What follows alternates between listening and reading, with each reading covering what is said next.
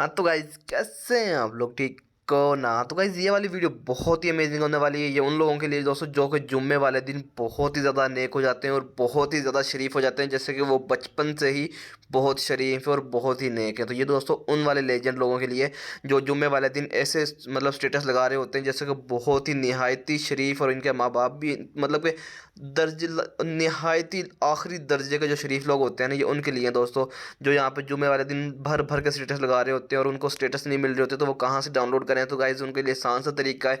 यहाँ पे देख सकती है अनलिमिटेड जुम्मे का स्टेटस दिया मैं, जुमा मुबारक, जब मतलब बहुत ज़्यादा माशाल्लाह यहाँ पे बहुत प्यारे प्यारे स्टेटस दिए मैं, जिनको आप डाउनलोड करके यहाँ से अपने व्हाट्सअप के स्टेटस के ऊपर लगा सकते हो। गाइज ये देख सकते हो बहुत ही अमेजिंग किस्म की आप देख सकते हो जुमा मुबारक।